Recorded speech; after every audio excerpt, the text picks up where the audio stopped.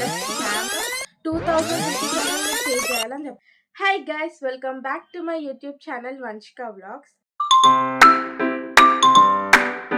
So ఈరోజు మన వీడియోలో ఒక పెద్ద స్కామ్ గురించి అయితే చెప్తా. లైక్ నాలాగా ఎంతమందికి స్కామ్ జరిగిందో తెలీదు. అండ్ నేనైతే మా ఫ్రెండ్స్కి కానీ ఫ్యామిలీకి కానీ ఇంతవరకు చెప్పలేదు. ఈ వీడియో త్రూనే చెప్తా ఇంకా వాళ్ళకు కూడా. So we are all grown up now. మనకు జాబ్ అంటే ఎంత ఇంపార్టెంటో తెలుసు. అండ్ మనకి చాలా రెస్పాన్సిబిలిటీస్ ఉంటాయి ఈ ఏజ్లో. సో అలానే నేను జాబ్ కోసమని చాలా ప్లాట్ఫామ్స్లో అప్లై చేయడం జరిగింది. ఎగ్జామ్స్ రాశాను. అండ్ అలానే చాలా జాబ్స్ వచ్చాయి. బట్ నేను వాటిని అప్రోచ్ అవ్వలేదు.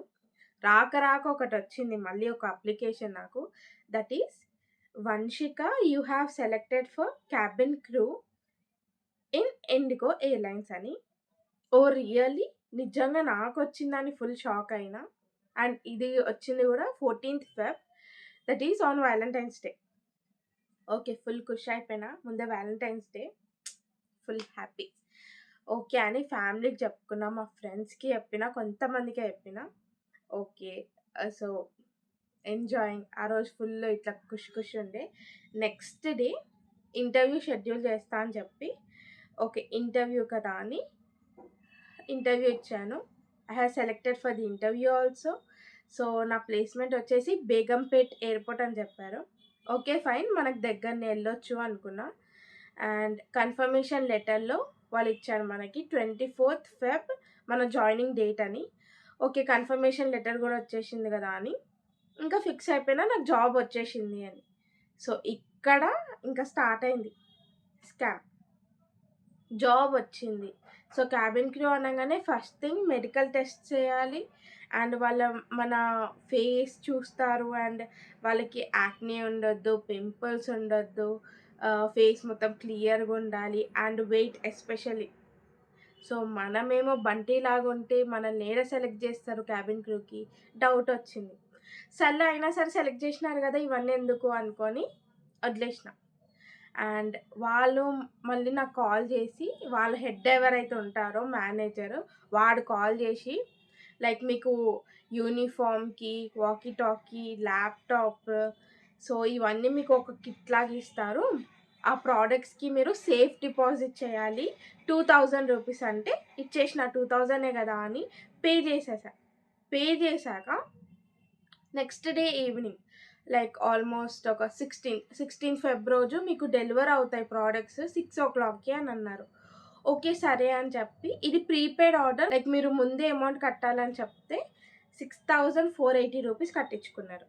అది కూడా కట్టేసా విత్ ఇన్ 1 second. ఆలోచించలేదు, కట్టాలనగానే కట్టేసిన. కట్టాక లైక్ మా అన్న నుంచి ఒక మెసేజ్ వచ్చింది దాట్ నీకు కన్ఫర్మేషన్ లెటర్లో ఇచ్చిన www.indigoairlines.com ఈ వెబ్సైట్ అసలు గూగుల్లో లేదు, ఇది నో సర్వర్ ఫౌండ్ అని వస్తుంది, ఇది రీచెక్ చేసుకో, ఇది జెన్యూన్ కాదు, ఫేక్ జాబ్, 100% ఫేక్ జాబ్ అని చెప్పింది. ఈ మాట ముందే చెప్పాలి కదా మనకి. అక్కడనే ఇంకా ఆ హోప్స్ మొత్తం 50% గయా.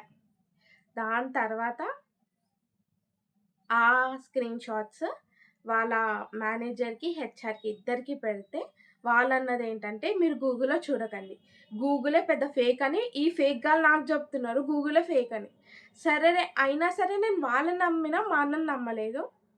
తర్వాత అగైన్ వాళ్ళు లైక్ మీకు ప్రోడక్ట్స్ అన్ని డెలివర్ అయ్యాయని వాళ్ళు నన్నే ఉల్టా అడిగితే నేను అన్నాను లేదు డెలివర్ అవ్వలేదు. ఓకే మేడం, నెక్స్ట్ డే మీకు మార్నింగ్ 11 AM వరకు డెలివర్ అయిపోతాయి అన్నారు. స్టిల్ నేను వెయిట్ చేశాను. ఓకే పర్లేదు నాకు జాబ్ వచ్చిందనే ఒక ఫుల్ ఖుషితోటే నేను ఉన్నాను.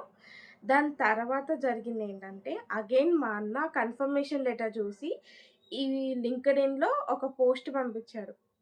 సేమ్ నీ సిచ్యువేషనే ఇంకో అబ్బాయికి కూడా జరిగింది చూడు, ఇది 100% ఫేక్ ఇది, సో నువ్వు మోసపోతున్నావు అని చెప్పంగానే నాకు అప్పుడు వెలిగి వాళ్ళకి నేను రీఫండ్ అడిగిన. నాకు ఈ ప్రాసెస్ వద్దు, నాకు ఈ జాబ్ వద్దు, మీరు ఇచ్చే జాబ్ నాకు వద్దు అని చెప్పి రీఫండ్ అడిగితే ఓకే మేడం నెక్స్ట్ డే మీకు 11 to 12లో రీఫండ్ చేస్తామన్నారు. ఓకే డన్, రీఫండ్ చేస్తారు కదా, అమ్మయ్య నా అమౌంట్ బ్యాక్ వచ్చేస్తే చాలు అనుకున్నా. నెక్స్ట్ డే నాకు రీఫండ్ అని చెప్పి, మేడం మీ రీఫండ్ ఇష్యూ చేసేసాం, మీకు వితిన్ 7 to 15 వర్కింగ్ డేస్ అని అన్నారు. డబ్బులు కట్టించుకునేటప్పుడు 1 సెకండ్ కూడా ఆగలేదు. మళ్ళీ 7 డేస్ 15 డేస్ ఏంటి, నాకు త్వరగా రీఫండ్ కావాలి, నాకు కొన్ని ఎమర్జెన్సీస్ ఉన్నాయి అని అన్నా. ఓకే రీఫండ్ చేస్తామన్నారు. ఓకే వెయిట్ చేసా రీఫండ్ చేస్తారు అని, రీఫండ్ చేయలేదు.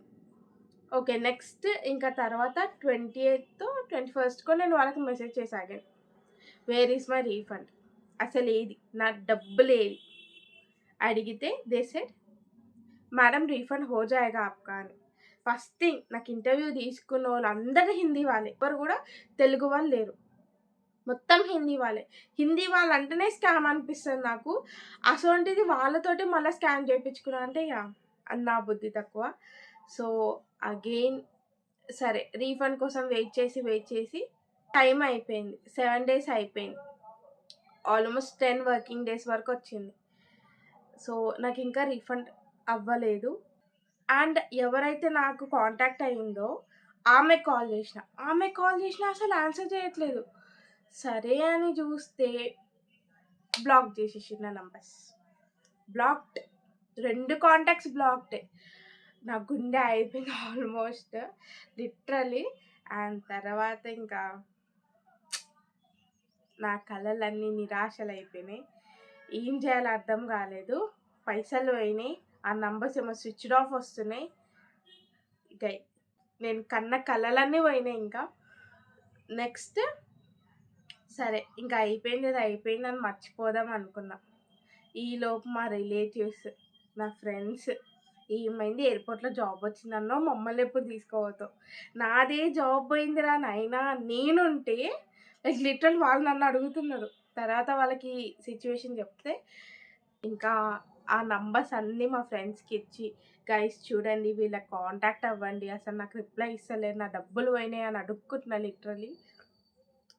ఒక్కరికి కూడా రెస్పాన్స్ రాలేదు, నంబర్స్ అనేవి స్విచ్డ్ ఆఫ్ ఉన్నాయి. ఈ నంబర్స్ అవన్నీ మీరు కూడా ట్రై చేయండి, వాళ్ళు చచ్చిపోవాలి కాల్స్ వచ్చి. సో ఇట్లా నాకు జరిగింది. సో నేను ఎందుకు ఇప్పుడు బయటకు వచ్చి చెప్తున్నా అంటే, నాలాగా లైక్ మీలో కూడా సఫర్ అయి ఉండొచ్చు. So be aware of that job కోసం 1 రూపీ కూడా మనం పే చేయాల్సిన అవసరం లేదు.